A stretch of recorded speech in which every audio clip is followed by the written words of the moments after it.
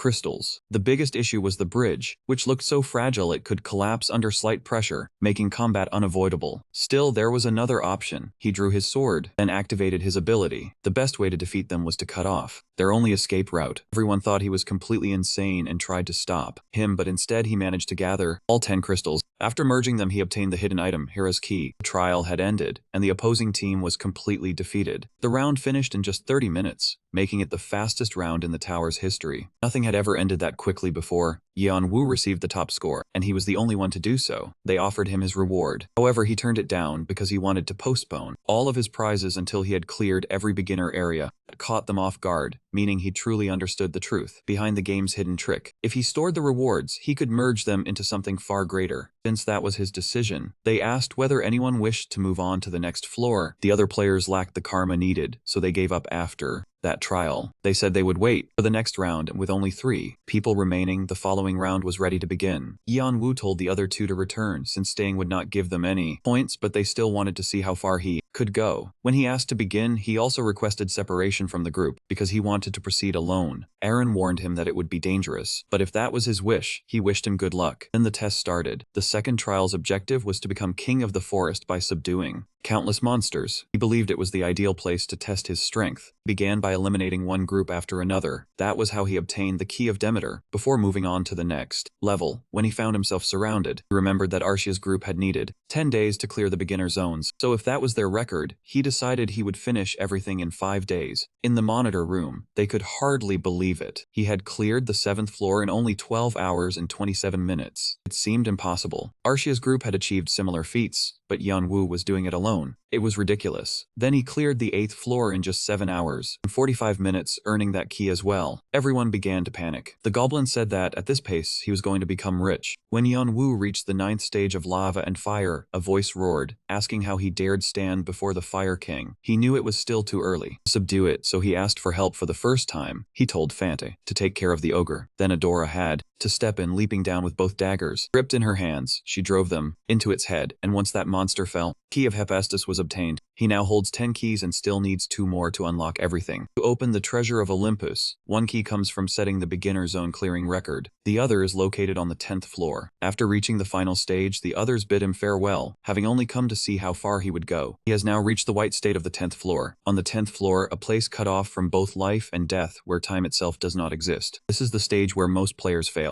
His brother and their group behaved like kings upon arrival, believing the floor would be easy due to their broken records. Power knows exactly how to break that confidence and crush hope. This is a solo challenge. RT's group struggled here badly because they always relied on team-based combat, but for Yeon-woo it is different, and that weakness does not affect him. He must locate a door somewhere on the 10th floor and moves forward, smashing fake doors one after another until he finally selects the real one and succeeds at last. He obtains the 11th key, breaking the previous record by 83 hours, and when he sees his brother's name, nostalgia hits him, but he refuses the honor of placing his own name on the ranking list, and he also receives several rewards for clearing the floor, along with the final key that together forms the Key of Olympus. These pieces combine to create the Key of Olympus. At the door, he inserts the key, and then he is greeted by someone already waiting, the one who had thrown the Guardians into chaos. It is Hermes, who says he has never encountered anyone like him before. Yeon-woo only asks for access to the treasury, and Hermes laughs, calling him impatient but granting his request and instructing him to follow. As they walk, Hermes appears slightly embarrassed, yet he still offers him an artifact. It is one of the finest items available, and if Yeon-woo accepts it, Hermes will make him his apostle, meaning he would be trained directly and able to influence his followers. Hermes is one of the 12 Olympian gods, so becoming his apostle would be an extremely rare opportunity. Though tempting, he cannot accept it. As they continue walking, even the weapons begin speaking and trying to persuade him, but Yeon-woo focuses on one item. When he sees the painting, he realizes it is the shield that turns enemies to stone, and he takes it, wondering where Zeus's items and his own belongings are located. Suddenly, his watch lights up without warning, and he does not understand why. Moments later, it begins behaving like a compass. He realizes it is guiding him somewhere toward a hidden door that conceals something well known, Zeus's thunderbolt, but the moment he grabs it, it shatters into countless fragments. He had no idea what it meant. Then a brilliant light suddenly burst forth, and a chain bracelet coiled itself around his arm. Unsure what it was, he used his eye to check what had happened. The item's information could not be read, except for a single name. The Black King. Even his brother had never mentioned this in his journal. The only thing he learns is that the Black King once ruled over the serpent, and that is all. So he can only guess how to properly use the artifact. Since he had already chosen his items, he was thrown out of the treasury. When he opened his eyes, Hermes congratulated him, saying he had truly made an impression. When Hermes asked why the thunderbolt had vanished, he only laughed. That part would remain a secret. Besides, the tower gives rewards however it chooses. Once things calmed down, Hermes moved on to the remaining rewards. There were 12 items in total, but he asked for them to be turned into one reward because what he wanted was the thunderbolt. When Hermes said that could not be done, he made it clear he was completely serious. He truly wanted the thunderbolt, but since he could not obtain it, Hermes handed him another item together with the shield. Afterward, they said their farewells. That should have been the end, yet Hermes laughed. Something interesting was unfolding elsewhere. In another area, people were discussing the protagonist, and one person was pleased, even though the record he helped create had been surpassed. Still, their real goal was to bring him into their group, though not permanently. If by chance he refused to join, they would crush him, just as they had done to other players. The same thing had happened to Arya's group. They kept breaking records one after another, which stirred up jealousy and resentment among the 8 great clans, so they all decided to eliminate them. Looking below, he assumed this was the place he had been told about. There was little time. They had to act now. When he descended, he said it had been a long time. Lanti snapped back, asking if he understood what he had just done. He understood. This was how a war started. Wasn't defeating one of the 5 war gods of the Blue Sword clan a fine way to begin the plan? He was offered friendship in exchange for handling the mana organ, which might have spared his life, but he refused outright. As for the protagonist, he encounters a rabbit. Rabbit explains that the 11th floor is entirely different. On earlier floors, if a player failed, could retry as many times as they wanted. Then they would recover in a waiting area. But the 11th floor has no waiting area at all.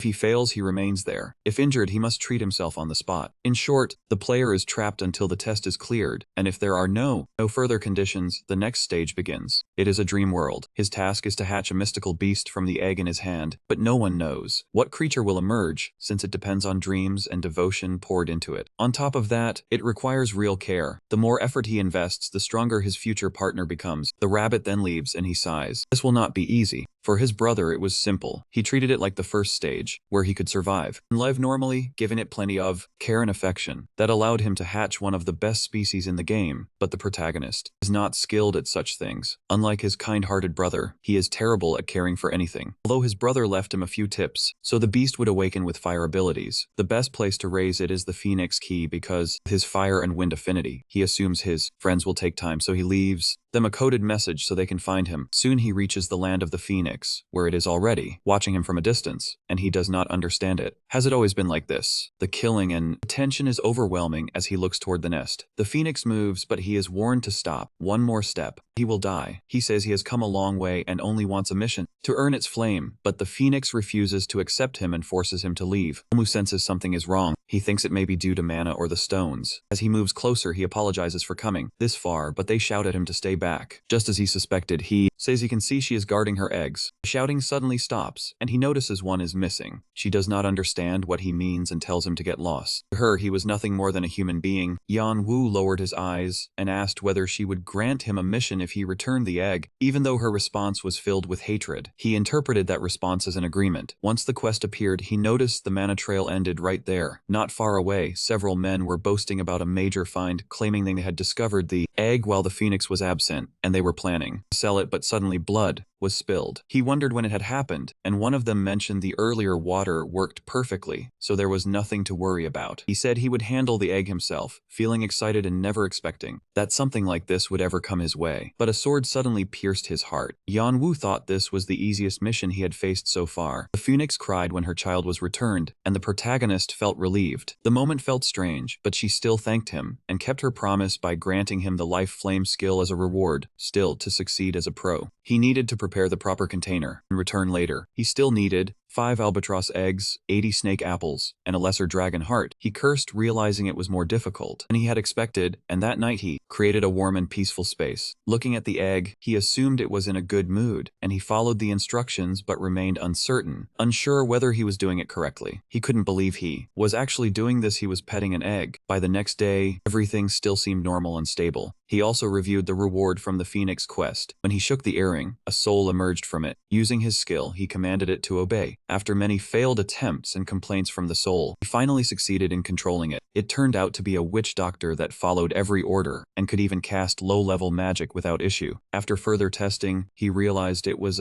slightly slow, and the farther away it went, the weaker his connection to it became, which concluded his tests. He also tried to understand the bracelet, but nothing about it made sense. Even his dragon eyes could not identify it. Then the phoenix approached and asked about it. He could see many types of items, yet he still could not identify this one. Most likely, it represented an opposing force. The phoenix was a being of fire, constantly burning with life and reborn through flames, but this object seemed to bring life through death instead. The bird also noticed that he had been blessed by the goddess of war, as the shield he carried could resist dark magic and even petrify enemies over a wide area while also enhancing allies, strengthening allies while simultaneously weakening enemies. This meant the spirits under the protagonist's control would receive those advantages as well. However, there was one issue. His allies were frightened by something. The black bracelet could not function alongside it. Then he thought of a solution. He would fuse the divine sword with the bracelet's curse, turning it into a cursed yet holy weapon. That would allow him to use both the shield and the curses. The phoenix was shocked. It had never seen anyone wield both powers at the same time, and before leaving, it asked him to grant one final favor, to give a name to the baby he had protected. Back at the phoenix's nest, he held the young chick. He chuckled, realizing even someone like him could feel nervous. Now he needed to choose a name. After some thought, he named it Yanwu. When asked if something was wrong, the phoenix gave an awkward cough and said it believed the chick would grow to like that name. After receiving a blessing and a name, Yanwu felt a strange energy spread through his body. Now he only needed 0.5 more to complete his body growth. Afterward, he left and tried learning how to control the shield, which, as we learned, could separate into 9 pieces, though controlling it was much harder than he had expected. It was like drawing a circle with one hand and a square with the other. That night, after all his skills improved, we finally receive an update on his stats. Strength 253 plus 23 from armor, agility 245 plus 29 from armor, and health 2 through 39 plus 14 from armor. Magic was 320 plus 22 from armor, along with the full list of his skills and their percentages. In the rankings, Dor had already moved ahead of him, yet he still had not managed to find them. Something must have happened, and he wanted to know what it was. 5 days passed, but Fan and Adora still never appeared on the 11th floor. Alone, Yanwu continued his training and learned to control 3 shields, while his spirits had also matured. They had grown enough to begin thinking on their own, and the time came to create a vessel for the life flame. He arrived in a barren wasteland, where the quest awaited him. Defeat that creature and its eggs, because they were harming the local ecosystem. When it approached, Yanwu ordered his spirit to appear. He activated Devar and granted each of them a reward for the task. Honestly, it was impressive how he could simply sit back while they handled all the work for him. The next quest required him to gather the apples, and after a few hours, the job was complete. Honestly, those poor spirits were being worked like hired laborers. Later, while in town, he overheard people talking. Someone was draining materials from every region and gradually holding everyone back. Yanwu felt slightly guilty, but he needed those materials to create a proper vessel. Even so, the city was supposed to be filled with energy and life. He doubted the atmosphere had changed only because of him. So he began wondering whether something else had happened. Then someone shouted for everyone to get out of the way unless they wanted to be hurt. They belonged to the Giant Clan, allies of the Blue Sword Clan. If they were passing through here, something serious must have occurred. Wanting answers, he followed them to a shop where he handed over a pouch and said he wanted to buy something. Evasive wings. He wanted as many as possible, and while purchasing them, he also asked for information, adding extra money to learn what had happened on the election floor. After considering it, the seller agreed to explain. First, he asked whether Yanwu knew that the Red Dragon Clan and the Blue Sword Clan were at war. Yanwu's killing intent suddenly rose. He asked what the man meant, then cursed himself for letting his guard down. He apologized and told him to continue the story. After the clash between Bahal and Red Dragon outside, Lanta managed to survive. That caused both clans to officially declare war. The fighting would likely take place on floor 11, since it held plenty of resources they could use to empower their magic beasts. Yanwu now understood why they hated him so much. He had been taking those resources, so he realized he needed to leave floor 11 as quickly as possible. While walking through the forest, he told them to show themselves. They said he was the hoarder. Someone had been stealing everyone's resources, and they suspected him, so they wanted his cooperation with their investigation. He replied sharply that they should just come after him, instead of making excuses to start a fight. Once he admitted he was the one taking the resources, they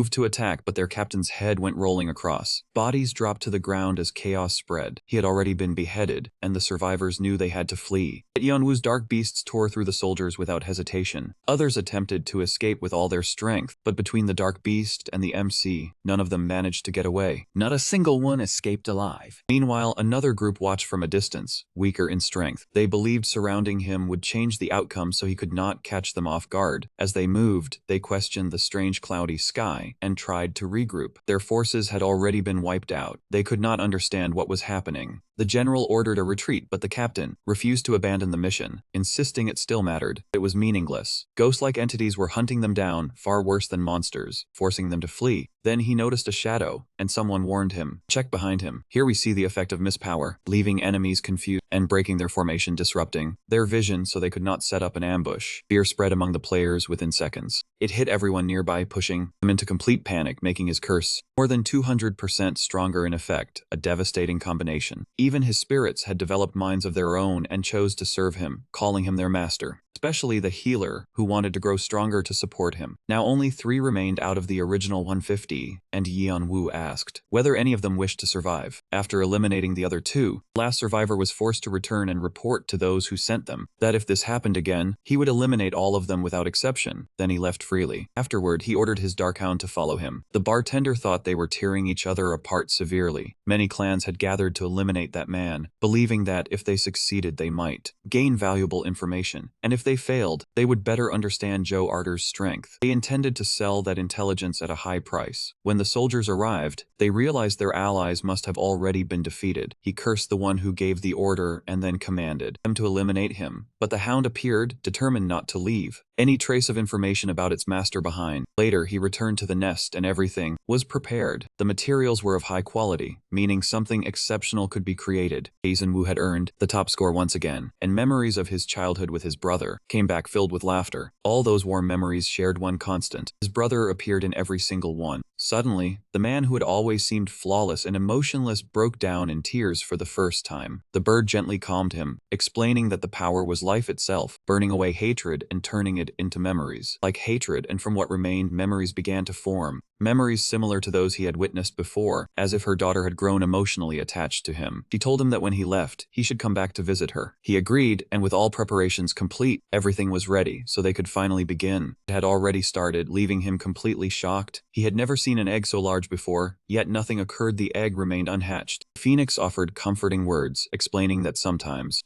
it happens that way, and they simply need to wait a bit. Even after waiting, nothing changed. She said it needed some form of motivation. Since that floor was the realm of dreams, the creature fed on those dreams, so he had to give the egg a dream and tell it what his own dream was. Thinking back to the cliff, he realized his so-called dream was not truly a dream at all, only revenge. But revenge was merely a goal, not a real dream, and he could not think of one at all. It felt too insignificant. Then Shirdbai approached and said his friend was only asleep. That gave him an idea. If it was sleeping, he would feed it the strongest flames. If that was not enough, he would pour in the power of 3 legendary beasts and see if it could survive within such limits, continuing until it could no longer endure. That did not sound like good news for the poor egg. Then someone stopped him and delivered a letter from Fanti and Adora. The letter stated that their tribe had brought in imports. As a result, they were recalled as members of royalty, and they apologized for not accompanying him. However, they said they had followed after completing their duties. They also sent someone because they believed he might need assistance. Even if he seemed weak, he was still an hero of the psychics. Yeonwoo was surprised, as they were the prophets, pioneers who could speak with the gods and serve the one-horn tribe. But the boy reassured him, saying he understood his thoughts, but he was not as significant as it sounded. There had been another successor before him, meaning he was actually the weakest one. Still, he asked to join them and requested a chance. He needed his sister's foresight ability. Yeonwoo told him to return to the village, recalling that they were busy, but the elders also wanted to meet him, so visiting would be best. Yeonwoo considered it carefully, thinking that since the tribe was one of the oldest in the game, they likely knew many secrets. When he looked at the egg, he was amazed, but realized this was not the right time. He stood there in shock. He had heard the tribe rejected outsiders and that their location was unknown, so how were they supposed to reach it? But the boys told him that was not true. They even had traveling merchants who came to trade with them. Even so, the village was protected by a barrier, so the protagonist needed to stay close. He gave him a ticket that would allow him to leave the tower. Looking back at the nest, Yeonwoo guessed he would return before long. With the ticket in hand, he now had to copy every movement the boy made perfectly. As they continued continued forward, he still could not fully understand it. He had no clue what kind of skill this was, but he felt he was slowly beginning to grasp it. Step by step, he felt relieved that he was keeping up. Still, he did not completely understand, because the route showed no obvious pattern. The guide was simply moving along the flow of energy. Left behind on the path, Yeonwoo carefully examined every step, so he would not lose his way. To the left, then another 16 degrees left, then to the right. Now he finally understood. So this was the place. Then a voice said it never expected. An outsider to pass through Hojo's cloud and mystic Jin. The horned man demanded to know how he had gotten there. He had been lucky to make it through. One wrong step would have trapped him forever. Yeonwoo stayed calm and said he could see the path, so there was nothing to worry about. Was this man some kind of monster? It seemed impossible. Then the village came into view. It looked like a normal civilization, just like any other. Everyone was stunned to see a human there. Was he the person Lady Adora had spoken about? Yeonwoo could not understand what they were whispering. Then Adora appeared and apologized for not warning them earlier. They simply had never believed the princess would smile like that because of someone. After that, another person appeared. So this was the human his daughter had been talking about. It was the martial king, and he felt like a monster, dark, heavy, and overwhelming. No wonder Yeonwoo had managed to cross her mist field and reach this place. Now that everyone was gathered, he asked when Yeonwoo planned to marry his daughter. Adora immediately shouted at him to let go. She threatened to hit him, and he answered that it had been a long time since they had welcomed a guest, so they should at least offer some tea. Then he apologized for making him wait. He needed to dress appropriately. Now they could finally talk. Yeonwoo was the one with the top record, clearing the tutorial, the one connected to the fox, and the person who defeated Brandon wasn't. The protagonist rose to his feet. How did this man know that? But then the man pressured him with his presence. Yeonwoo felt it clearly and could not move. After he sat down again, the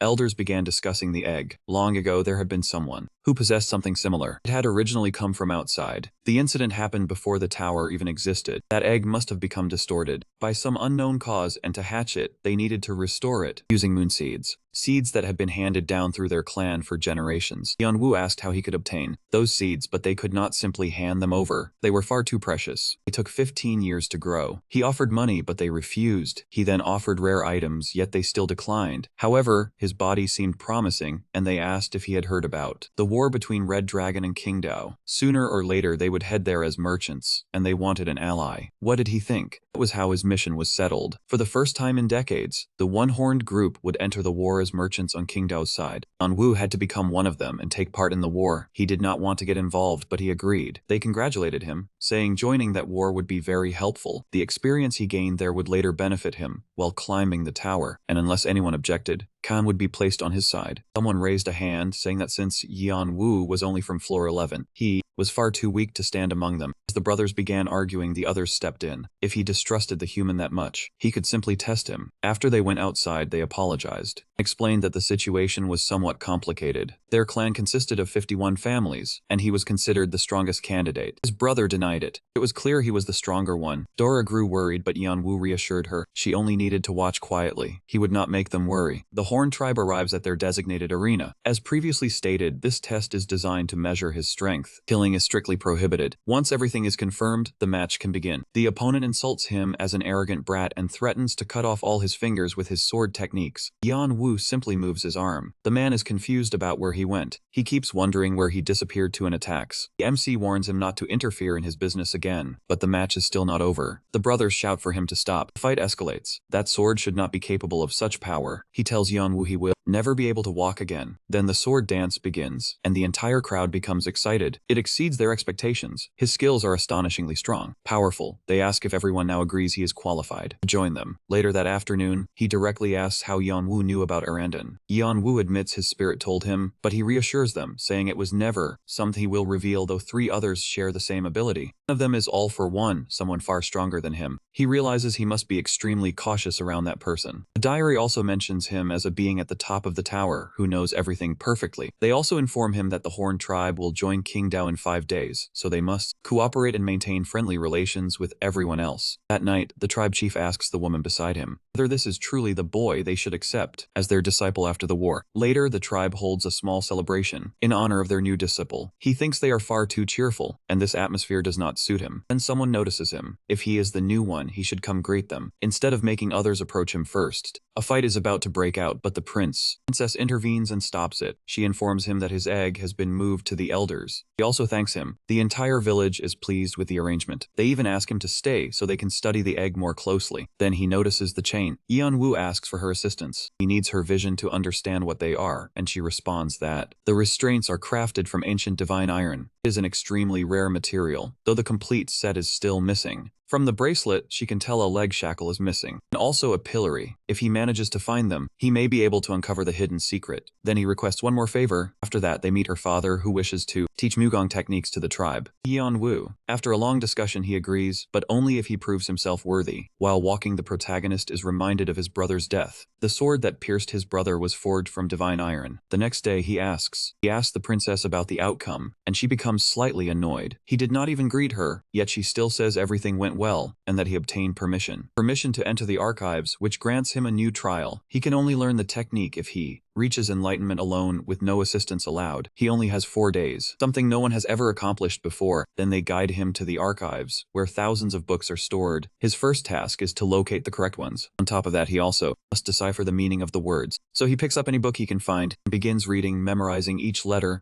that help him understand the writing system. He continues reading book after book, learning extensively about the cycle of magic, even gaining knowledge about the gods and demons of the 98th floor. People around him begin watching with growing curiosity. He continues studying, improving his understanding of how to use his abilities more effectively, continuing like that for hours on end over 4 days. Princess eventually falls asleep. She asks if he is all right, and one look at his eyes tells her that he is mentally exhausted, but those are the eyes of someone on the verge of enlightenment, something that should have been impossible. His body and mind feel completely transformed. The 12 meridians have opened. Dora looks at him with affection. She stayed beside him for 4 days, and now he feels like an entirely different person. Still, Leonta says he is starving and asks whether there is anything to eat. Even so, he still has not fully mastered the skill yet, and with only 1 day remaining, he has to figure out how to draw that power out and turn it into a proper technique. The test is set for the next day. He thinks Leonta does not look prepared, while Leonta complains to his daughter for not feeding him properly, saying he is all skin and bones. Then Leonta tells him to begin the evaluation. The result is stunning. Leonta grows wings of flame, inspiring the name of the skill created in honor of his brother, of the sky. Everyone is impressed. It is an incredibly powerful technique. He focused on balancing offensive force with destructive power, and that harmony allowed him to pass the test. He had finally gained control over his abilities. That became his reward. From now on, the focus will shift to training him in martial arts. But the war is about to begin. He must follow along and be brought with them. He agrees, though it is hard to believe he can keep up with the king in war. Still, if he observes him with his eyes, he can gain valuable insight. Then the king gives him his first lesson. One secret behind supreme power, the Danshin. Leonta feels that everything is happening far too quickly. He can clearly sense the king's hidden potential. Now the beast has finally opened its eyes. This is absurd. Was what he just did even possible? After taking it away, he tells him to get ready because war is starting, and Leon now only wants to surpass that man. When he returns to his room, he admits he almost died. They ask why he acted so calm. In truth, he had used every bit of strength, but he could not show weakness in front of that boy. He had to appear like an unreachable wall. Then the night of war finally arrives. They yell that no one had better lose their nerve, or they will check each person themselves. Everyone laughs, but they are also warned not to die. If they do, they will be hunted down in hell and dragged back. Understood. Then it is time to play. Everyone is fired up and tears their entrance ticket to go inside. Leonta says the day has finally arrived. As he tears his own ticket, right before the war begins, they call him over. They are going to teach him the 8 points. He will only be shown once, so he must watch with complete focus. First comes Jum, then Take-a. He is completely stunned by how precise the movements are. Everything flows seamlessly, like a continuous stream. With that, the first 32 steps are completed. He closes his eyes, thinking there were more, but decides he should not overthink it, and is ready to admit defeat. But Leon insists he has memorized it and wants to give it a try. Just like that, Leonti begins. First comes a movement, then another step follows. Then Leonta continues, "That's correct, right?" He feels proud. If Leonta could not even do that, then he would not be worthy of being his disciple. And so he begins mastering the 8 fists. Children can clearly notice it. He is frustrated while Leonta feels his mana flow growing stronger, but it still remains at a basic level. Even so, he strongly wants to test it. With full confidence, Leonta asks if he can handle him. War is approaching, but he knows he cannot simply allow that. Still, he wants to see how the new skills perform in real combat. He comes up with a plan. In the city of Quran, people rush about, completely unaware of what is happening. They wonder if it is the sword or a clan attack, but it is not. It is the Horn tribe. They cannot believe it, since that tribe has never joined wars before. Someone tells tells the general to look up. It is the martial king, and he freezes in place. Then he is told that if he wants to live, he will be given one chance. Fanta says someone. Someone is flying toward them. He complains, wondering if he was kidnapped. People now. He is shut down as they were brought here for a reason. He orders them to fight this man, and if they win, they will be freed. There are already 5 generals present. They are allowed to use any method they choose. The only condition is a one-on-one fight. One of them steps forward first, still furious, volunteering to fight. He cannot believe he has to face a rookie, so he even allows the opponent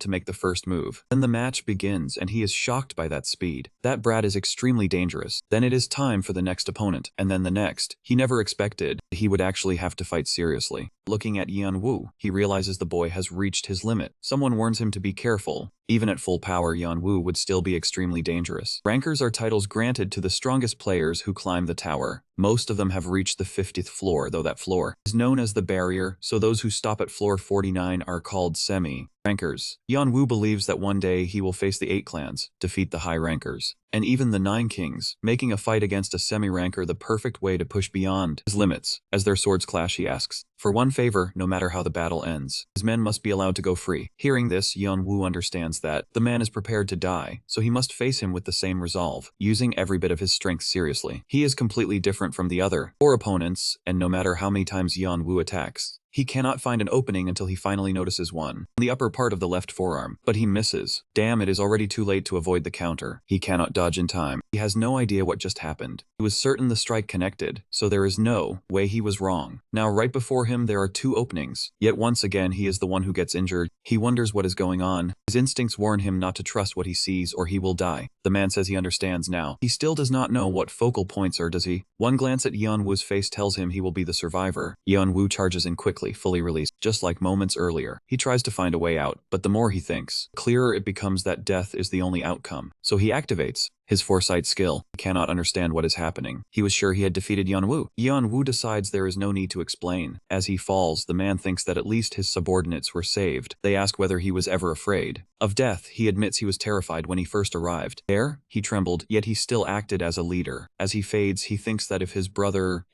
had someone like this by his side, maybe he wouldn't have met such a tragic and barely alive Yeon. She asks him to teach her about focal points. They are basically feints, a single possible line of action. But simply, focal points are the power to turn a possibility into a deception. The ability to choose among possibilities. In combat, only players who have pushed their mana to the limit can do this, and he has only just begun learning. With fists, the first battle between the Red Dragon clan and the Azure clan begins. It ends in that city. On the 11th floor, the man tells them this. He tells them to move. He senses something is approaching. It seems like Xian has returned. Later, the protagonist is recovering so he can return to full strength. But something is wrong with Yeon-woo. She looks terrified. The siblings are talking, then the door is suddenly blown open. John rushes out at full speed. He feels like he can sense her fear. What the hell happened? When he reaches the nest, everything has been destroyed. He panics, unable to speak. He can't sense any trace of Phoenix magic. While digging through the wreckage, he spots something shining Yeon-woo. When he lifts her up, she is barely conscious, and he can see her memories. Someone is speaking to her mother. They say she is not as impressive as expected, apologize briefly, then draw the god's saber. We learn that Changhua Island is one of the 8 major clans. Though it has fewer members, it is feared for its 5 martial gods. Each of them is a high ranker. The figure in Yeon-woo's memory is the god of the sword, and that is how the phoenix died. The little one cries uncontrollably. He realizes he cannot take Yeon-woo with him. Since Changhua Island had worked with the Horn tribe, he knows he needs to take her somewhere else. The voice thanks him for finding her youngest child. He is told not to be angry just because she died. In a few decades, she might return. But Choasi's death is final. Even if she returns, it will be in a different era. She asks one thing of him. Until she returns, he must protect her little one. It is a heartfelt plea. On top of that, she would gave him something small, yet useful enough to make a difference. Her child was in danger, carrying the future of her legacy had finally begun. This was the Phoenix's power, and he understood that clearly. He knew none of it could be wasted. A new skill called Bear had formed, and his body was 99.8% complete. All of his injuries had fully recovered. Even so, he still could not understand why the Phoenix spirit flowed beside the stone. And with it, he had received an incredibly powerful skill. He pleaded with him to save her siblings. Yeon-woo was stunned by how fearless she was, but that was enough. They would rescue them side by side. Then a door appeared, shining with light. She was relieved to see he was safe, but then she asked what exactly this place was. He answered her. It was his friend's nest, and Singhua Island was chasing the legendary beasts. He had never asked anyone for help, not even the one-horn tribe. So he hoped she would stay out of it. Adora replied that she was going with him anyway. She despised what the island had done by pulling her tribe into this mess. He smiled. Since he already knew the route, all she needed to do was follow him. Later, in the empty dragon's eastern territory, he realized they had arrived too late. Then someone called out to him with a laugh. So this was the player chosen by the legendary beast. Yanwu recognized him as the remaining trace of the empty dragon. That was right, he laughed. He had known all along. He offered to help Yanwu seek revenge in return for using his power. It was bold, but Yanwu accepted, since that man had awakened in him then taken his inner core and heart. So he would help just this once. Even so, the difference between their strength was still far too wide, so he would help narrow that distance. And with that, the contract was sealed. He obtained the title Dragon Contractor. Meanwhile, in the north, the Beazle turtle had also fallen and it had given its blessing as well. Now only one legendary beast remained. When asked what came next, he said the tiger was still safe, but they should leave. He would deal with his own problem on his own, or he might accept their request if they handed over the little female. Sitting on his shoulder, Adora found him shockingly rude and arrogant, and she was firmly convinced that they should leave. The tiger, however, saw things differently. Unlike the others, this meant they had done everything they could, right? So it was time to go back to the village. He respected that, but he could not return there with Chirapi, and once he obtained the egg, he planned to head to the Red Dragon. Then an explosion suddenly burst out. It had begun. He told Trappy that she needed to watch closely. The enemy they would have to overcome later, then activated shared vision. Yanwu wondered whether the sword god had truly always been this powerful. He likely has some sort of magical artifact. The tiger had already been defeated, and Yanwu arrived shortly after. The tiger asked if he had come to mock him. If not, he should leave, as he would give nothing to a mere human. Yanwu smiled. He had never intended to mock him. He said he hadn't come to ask for anything, but to devour him. The tiger shouted, demand to know what that even meant. He needed to take its power. The curse struck it, and that was how Yanwu, he gained its spirit. His body reached 99.9% completion, and he earned the title of former saber tiger slayer. He also absorbed the 4 souls of the legendary beasts, then fed all the absorbed power to Chirpy using the vampiric dagger. All missions were completed, though he still didn't understand how, but they had registered Yanwu as a hatch beast, so he had slipped through. He cleared the 11th floor. Yanwu thanked him, saying she would now be his companion. Adora didn't understand it. Was that really his companion? She could feel an aura from her. It was strong enough to defeat many high-level mythical beasts. He thanked her, but said they needed to leave. He couldn't stay. Fighting the one-horn tribe and dragging them into this wouldn't be right. She asked if he didn't already know why she had been following him. Then Yanwu asked if the two of them were going to mate. He immediately scolded her, asking where she had learned that. As they entered the territory, they immediately caught someone's attention. They wondered why the great Azrael was here. He was the spear wielder, a god inhabiting the body of the one-horn tribe, and also a great swordsman, making him the most troublesome member of the Azrael sword clan. He stared at him with disdain, wondering if he had come to apologize. He had come in person, wanting to stop being a guest. As a guest of the tribe, Azrael became angry. So he had gotten everything he wanted, and now that things were dangerous, he was leaving. He denied it, saying his issue was with the Azure Sword clan, but Azrael struck him and asked what was wrong with him. Had he forgotten that he was his disciple? If something happened, he should have come to him so he could see it. He would decide whether to support him or scold him. He shouldn't forget that they were now connected. So what was his problem? He asked him directly. What was he to him? The question caught him off guard. Azrael had always been joking around, but he had always taught him everything. Deep down, he had always suspected it. Now that he thought about it, it was true. He lowered his head and called him master, thanking him for everything. On the way out, they met the brothers who were angry and refused to let them leave. He asked if they truly weren't afraid of becoming enemies of their own tribe, or so they claimed. They were prepared for it, though they still had to keep facing those Azure Sword clan scoundrels. Each passing day became harder for them to endure. Yanwu let out a laugh as if he had gained a remarkable master and 2 reliable companions. Meanwhile, the Red Dragon focused on old age, trying to expand its territory as the Azure clan launched relentless attacks. They also said Bahal had been placed in charge, taking back, reclaiming the 11th floor, while the Azure clan had the Martial King, his master, the Knowledge God, and the Sword God. Knowing all that, the Red Dragon should have been at a disadvantage. But if Leont arrived, the situation could shift. He asked Yanwu whether he intended to go through with it. Joining the Red Dragon did not seem like a wise choice to them. After all, the clan was probably furious with him by now. The protagonist believed they were in greater danger than he was. They understood, saying their tribe often roamed around, and unless they met directly, It would not make much difference. He agreed. As they had said, Bahal was surely searching for him, and with that he reached old age. He passed a letter to the guards, and only a few minutes later, Bahal appeared with a smile. He had no idea how long he had been waiting. Yeon-woo silently cursed him, thinking that if only he had treated his brother with the same warmth. Bahal apologized for arriving late. He could not understand it, so that must have been the reason Bahal wanted him to build his own reputation within the Red Dragon by making use of using him. Even so, they also welcomed him as well, and they proceeded inside. Bahal began introducing them as the player and the brothers from the One-Horn tribe. The people gathered there were former members of Arthea, once accused of betrayal. He brought up the 81 Eyes. It was a legend. They had once been One Eye, a group of 81 high-ranking players who followed the queen, and he noticed a few familiar faces. Then a certain presence caught his attention. Bahal asked whether he understood just how valuable this was. The guests had brought a map marked with the enemy's coordinates. If it was genuine, the war could swing in their favor, and if no one objected, they would reward their new allies. Cain would receive the Foreign Legion, a force of roughly 3,000 mercenaries. He considered it a decent offer and accepted, planning to keep climbing until he grew stronger. Later, Captain Amber told everyone to welcome their new leader, Cain. As they left, he warned Cain not to trust them or attract attention from the other platoons. Then they recognized him, though he was that player and also the brother, cast out by their tribe. Tension filled the air. They wanted to speak with him because he looked exactly like someone they had once pursued, a man who owed them plenty. He still found them troublesome. Fanta was supposed to deal with them, and after seeing Leonta's face, he agreed. He had been bored anyway, so it was finally time to begin. Yeon-woo only heard something about an arm and a leg, so she said she disliked that man. Someone then moved to attack Leonti, but he ordered them to get out of his sight, swearing under his breath. He says he expected a real challenge, but ended up with nothing but dust on his hands, then demands to know why they were still standing. Still standing, Adora cannot understand his plan. It was his platoon, and now they are all broken. Then Yeon-woo unleashes holy fire, healing everything. Their wounds begin to heal. He tells them not to worry about them and to keep pushing through, even their bones, and a few hours later, everything had changed. All of them end up kneeling. He seems worse than a devil, hurting them and then healing them only to repeat it. Again and again, Yeon-woo tells them one thing. He needs house dogs, not ones that bite their owner. This was their final chance. A chance. Fanta would teach them a few things.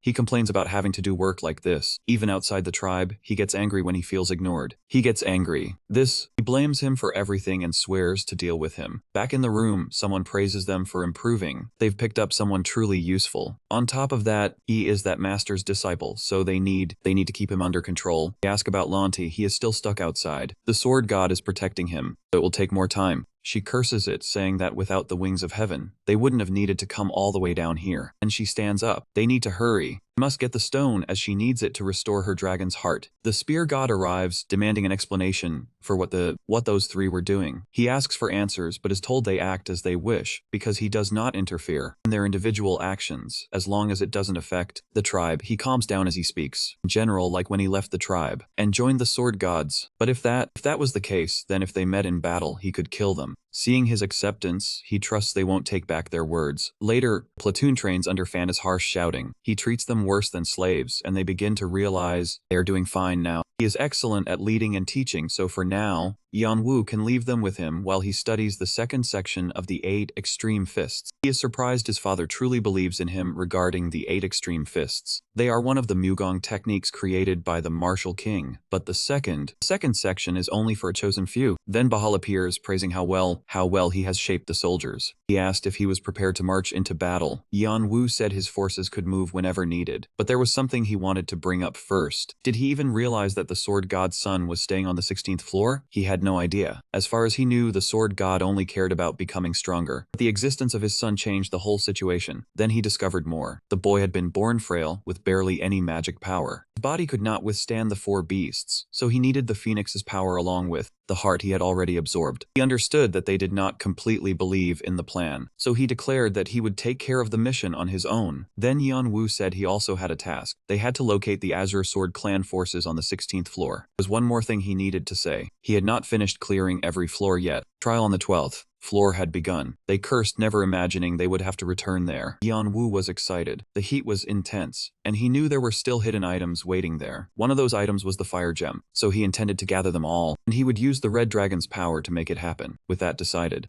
He sent everyone out to collect the items. The thought of this gem pleased Yanwu. Once it was in his hands, Yanwu planned to give half of it to him as a snack, and the rest to his spirits, since the bracelet was suppressing their growth. The more traits they obtained, the closer they came to completion. Then Yanwu gave him a drowsy glance, and turned his attention back to the heart. Yanwu still could not understand why he liked staying near that stone. He was unsure whether to complete it or discard it. Several hours went by, and every mission had been completed. Since everything was ready, he set off toward the 13th floor, but someone stepped in and stopped him. He asked for a brief moment. Since Yanwu seemed busy, he went straight to the point. His brother had trouble with the guardians, especially the one ranked at the very top. That guardian was Plaza, the rabbit of the zodiac among the 12 guardians, and he could not be trusted. He had come to deliver a message from his superiors. Yanwu might not be aware of it, but the 12 zodiac guardians acted as messengers for both gods and demons. This time he had arrived with a warning from one particular demon: be careful of the 3 Norns, especially those 3. Yanwu did not understand what he meant. He was referring to the 3 ancient goddesses. He must have made a mistake, but why would it happen so suddenly? There was no real explanation. He was just the messenger. Still, Yanwu sensed he was likely to provoke those goddesses. He then stepped onto the 13th floor, known as Judgment, Wheel of Life. As soon as he arrived, he began explaining the situation. He instructed everyone to bring out all the items they had collected: fire gems 35, ice crystals, and 91 frostfield roses. Along with a special inventory item, they asked nervously where the Azure Sword clan troops were located. He said they were at the Temple of Past, Present, and Future, where the 3 goddesses resided, at the Spring of Life beneath the tree, where the threads of fate were spun. That Temple of Fate was always filled with worshippers. Yet the goddesses stayed apart from gods and demons on the 98th floor, remaining on the 16th floor. Everyone was shocked. Was he suggesting an attack on the temple? It made no sense. Even if the Norns had changed, they were still divine beings. But Yanwu simply shook his head. They could only read fate, not inflict physical harm, as the tower restricted them. Moreover, it was part of a contract mission. If they refused, they would be punished, so they had no choice but to comply. Once inside the temple, they would have the advantage. He wondered why the red dragon was there. The priests, or whatever they were called, asked the same question. First, everyone was required to leave their weapons outside. Yanwu assumed this was acting under the red dragon's authority. A larger conflict would be more favorable. The more destruction there was, the greater the legend would grow, and it would spread to the Azure clan and the Sword God. Then the soldiers moved in and attacked. They ordered everyone out, allowing no entry. When the door opened, a drunken man appeared. It was Han. He was the Sword God's only son. They argued, and the situation was clearly tense. He seemed like a lost outsider who understood nothing about the world. He was eventually knocked out to silence the chaos. Yanwu thought the Sword God had been blinded by affection, ignoring reality. Hanbin had lived with his disability all his life, and drugs became his only escape. The protagonist smiled, thinking Hanbin's actions would at least spread across the tower, damaging the reputation of the 3 goddesses. It would also bring down the Sword God and the Azure clan with them. Back on the 11th floor, he smiled quietly. So that was the boy who looked just like his father. Yanwu couldn't believe he had gained such a trump card without doing anything. Now he began planning how to obtain the stone. His hidden trump card now had to be awakened. Just then, an important-looking goblin appeared and asked Rabbit whether he had done something. In another scene, he was drenched in sweat. He had just received word that the red dragon had taken his son. He shouted that he had to rescue him, and though he did not know where Hanbin was, he would find him. As he reached for his weapons, a note slipped down. It said that if he wanted his son returned, he had to bring the stone. When he opened the box, he found a finger inside. They said that after leaving his tribe, he defeated every opponent who stood before him. He never lost. Over time, people like him gathered around, eventually becoming the foundation of the Azure Sword clan. Unlike Arthea, which had fallen far too easily, he wanted to bring the war to a quick end. But if he did that, the 9 kings would disappear and lose their reputation. Because of that, he could not allow it. He could not let the Azure Cloud plan collapse, and then someone informed him that his general was under attack. He did not need to be told again. They demanded that he hand over the stone. He kept insisting he had no idea who possessed it when he noticed the match. A tremendous attack was coming. He told them to stop, saying he knew nothing. He knew nothing about the stone, but they had never asked whether he did. They only ordered him to surrender it if he wanted to survive. When Spear appeared, he was forced to move. This had nothing to do with him. Spear thought he had lost his senses. How could he possibly do something like this? But the command came once more, telling him to move. Then a masked man stepped in between them. He asked what exactly was happening. He wanted only one thing, but Fist refused to give it up. He did not even know what it was. That Hanbin had been captured by the enemy, and they wanted that stone. He would accept any punishment afterward. For now, every passing second was precious. He drew his sword, but it was knocked aside. They told him they would settle things properly, and that he should return to his room, calm himself, and wait to be called. Once Once it was resolved, they explained that he had once loved a woman, and all she had left behind was their son, who had been born frail. He had promised to protect him. Now he had to beg his son's forgiveness for breaking that vow. Then someone delivered another message to him. With trembling hands, he opened the box and found his son's eye with the same note. His power surged out, and they asked what was wrong. He demanded to know whose side they stood on. After they pledged loyalty, he ordered them to gather every man, because that night he would begin a revolt. Everyone in the conference room offered him congratulations as well. Now they were preparing for the next move. The war was about to end. His name would eventually be etched into stone, and anyone who'd ever called him a traitor would come to regret it. Those who labeled him a traitor would one day regret it. They asked Yeonwoo to become the spear's tip. He recalled the moment Arda was founded, a memory his brother had carried to his grave, but Bahal had already discarded and buried it. Earlier, he had spoken of the red dragon. That the red dragon had eyes and ears everywhere meant he was one of them inside Artea. Yeonwoo realized it the moment Hanbin was brought in. The board was already set. If he